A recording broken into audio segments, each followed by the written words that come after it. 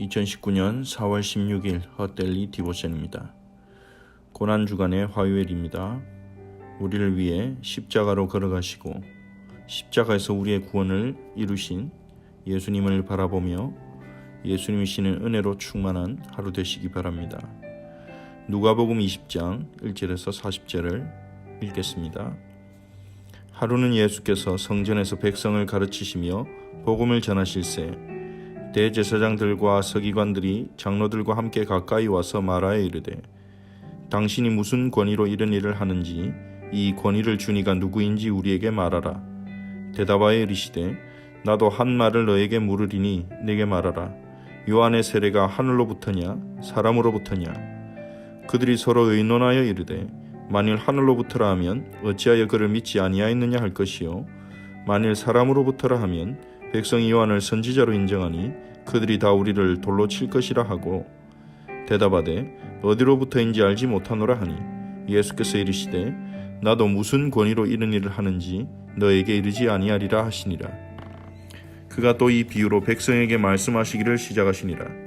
한 사람이 포도원을 만들어 농부들에게 새로 주고 타국에 가서 오래 있다가 때가 이름에 포도원 소출 얼마를 바치게 하려고 한 종을 농부들에게 보내니 농부들이 종을 몹시 때리고 거저 보내었거늘 다시 다른 종을 보내니 그도 몹시 때리고 능욕하고 거저 보내었거늘 다시 세 번째 종을 보내니 이 종도 상하게 하고 내쫓은지라. 포도원 주인이 이르되 어찌할까 내 사랑하는 아들을 보내리니 그들이 혹 그는 존대하리라 하였더니 농부들이 그를 보고 서로 의논하여 이르되 이는 상속자니 죽이고 그 유산을 우리의 것으로 만들자 하고 포도원 밖에 내쫓아 죽였느니라.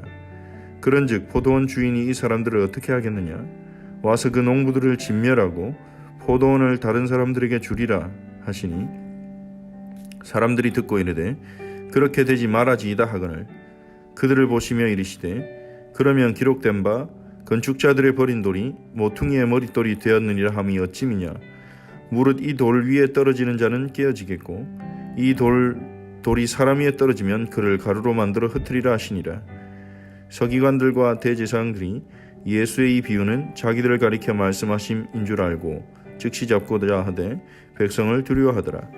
이에 그들이 엿보다가 예수를 총독의 다스림과 권세 아래에 넘기려 하여 정탐들을 보내어 그들로 스스로 의인인 체하며 예수의 말을 책잡게 하니 그들이 물어 이르되 선생님이여 우리가 아노니 당신은 바로 말씀하시고 가르치시며 사람을 외모로 취하지 아니하시고 오직 진리로서 하나님의 도를 가르치시나이다. 우리가 가이사에게 세를 바치는 것이 옳으니까 옳지 않으니까 하니 예수께서 그 관계를 아시고 이르시되 데나리온 하나를 내게 보이라. 누구의 형상과 글이 여기 있느냐? 대답하되 가이사의 것이니이다. 이르시되 그런즉 가이사의 것은 가이사에게 하나님의 것은 하나님께 바치라 하시니 그들이 백성 앞에서 그의 말을 능히 책잡지 못하고 그의 대답을 놀랍게 여겨 침묵하니라. 부활이 없다고 주장하는 사두개인 중 어떤 이들이 와서 물어 이르되 선생님이여 모세가 우리에게 써주기를 만일 어떤 사람의 형이 아내를 두고 자식이 없이 죽으면 그 동생이 그 아내를 취하여 형을 위하여 상속자를 세울지니라 하였나이다.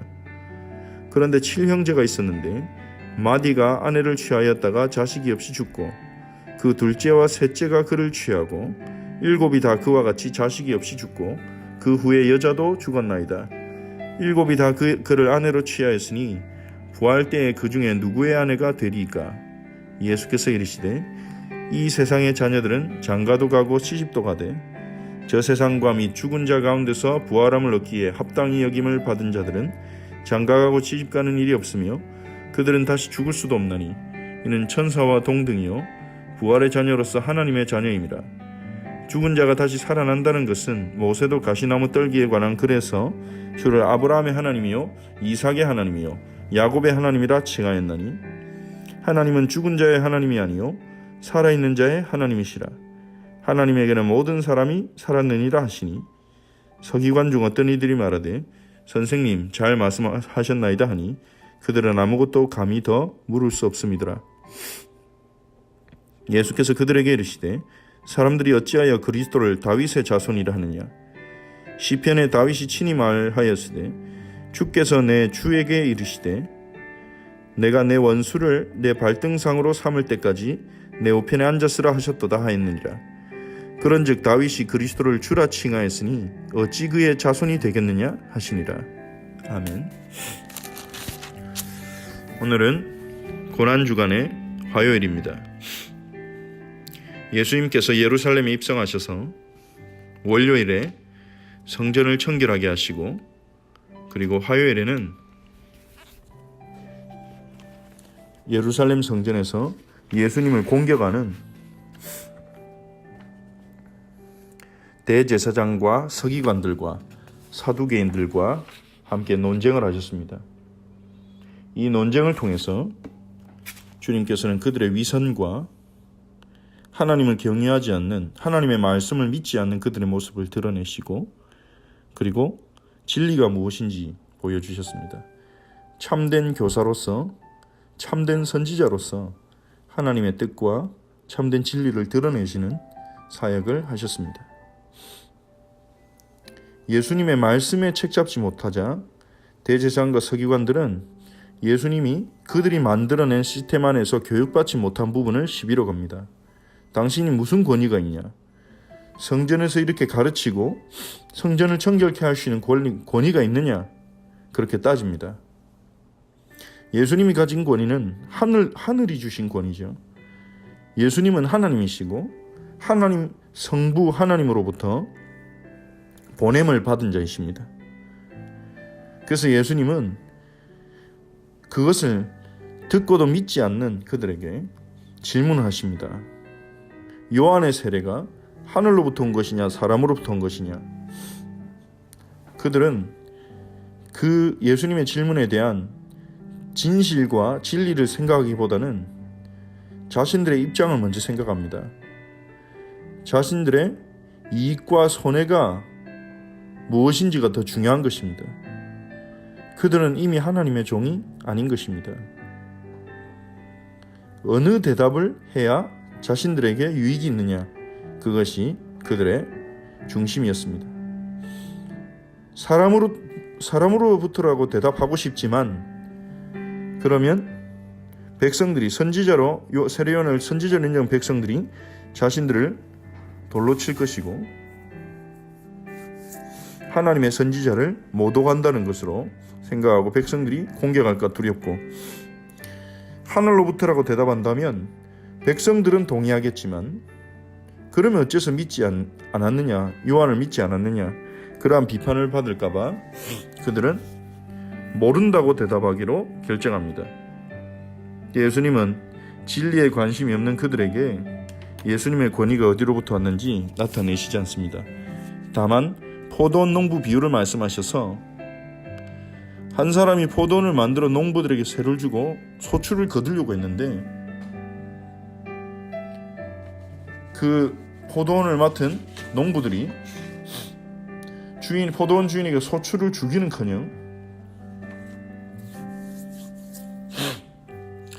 주인이 보낸 종들을 때리고 상하게 했다는 이야기를 하십니다. 그리고 종을 3번 보내고 안 되니 내 아들을 보내면 그들이 존중하지 않겠냐 하고 주인이 아들을 보냈는데, 농부는 그 아들조차도 죽였다고 이야기하십니다. 이것은 이스라엘에게 언약을 주시고 많은 축복을 주셨음에도 불구하고 열매 맺지 않고, 하나님께 열매를 돌려드리지 않고, 자신들이 받은 축복과 은혜에 합당한 열매를 맺지 않고 도리어 열매를 맺으라고 하나님과 맺은 언약에 순종하라고 권고하고, 그들에게 책망하는 선지자들을 핍박했고 죽였고, 심지어 하나님의 아들이신 예수님조차도 핍박하고 죽일 그들의 모습에 대한 예수님의 정죄이자 또 비판이 담긴 비유인 것입니다.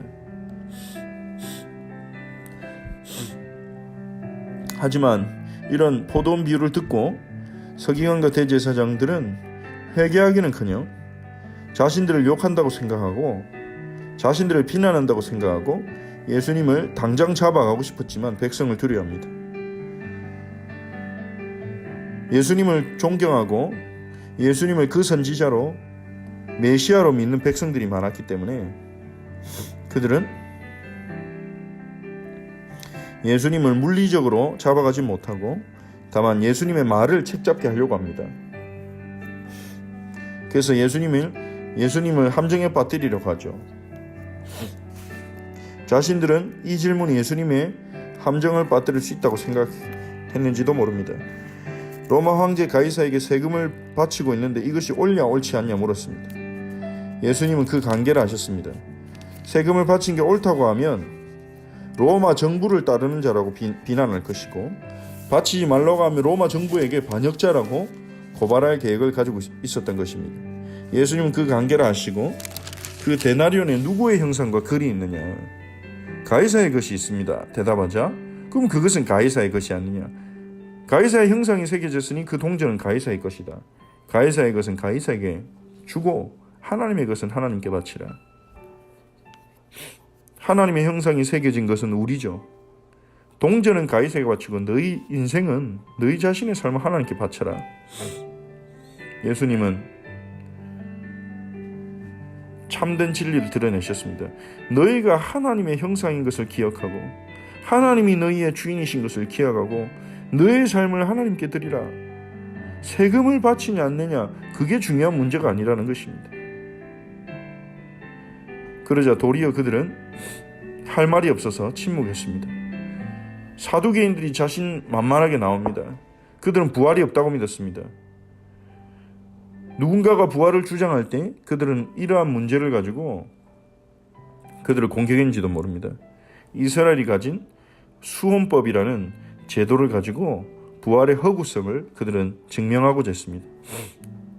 실제 사례도 아니고 이제 가정을 한 거죠.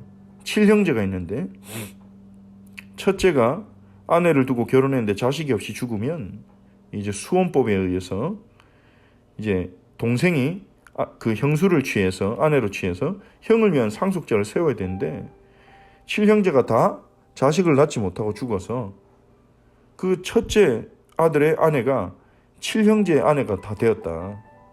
그럼 부활 때 그 여자는 누구의 아내가 되느냐? 논리적으로 보면 답을 찾기 힘든 것 같습니다.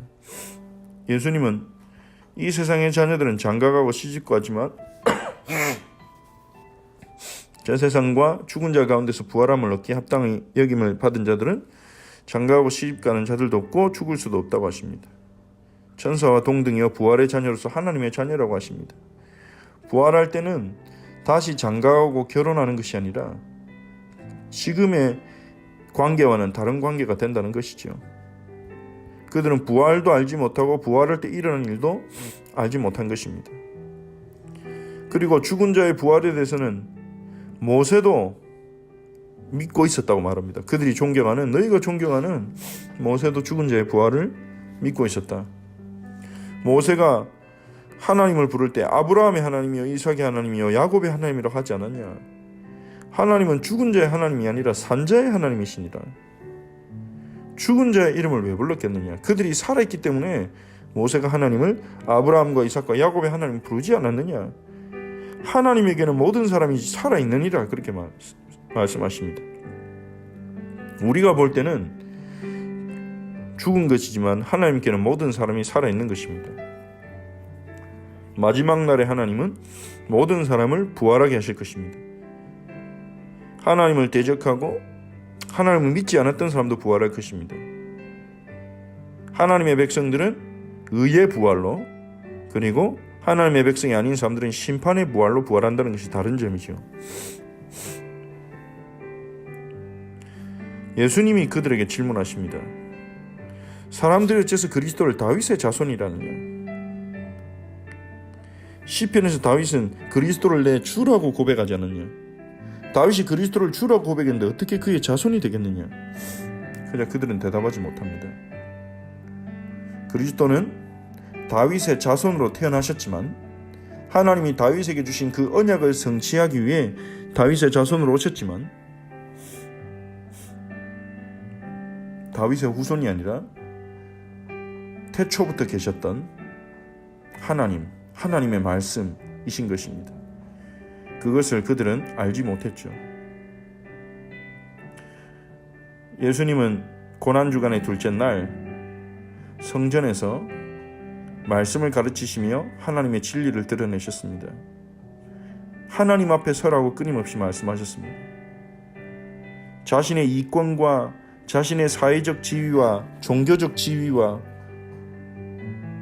자신이 속한 시스템에 묶여서 진리를 향해 나아가지 못하는, 빛으로 나아가지 못하는 대제사장과 서기관과 사두개인들과 백성들을 향해서 빛을 비추시며 진리를 선언하시며 그 자리에 매여 있지 말고 하나님을 믿고 하나님께 삶을 드리고 하나님이 보내신 예수님을 믿으라고 주님은 끝까지 증언하신 것입니다. 예수님은 대제사장과 서기관과 사두개인들에게도 끝까지 기회를 주셨습니다. 우리는 누가복음 20장에서 예수님의 놀라우신 지혜와 예수님의 놀라우신 사랑과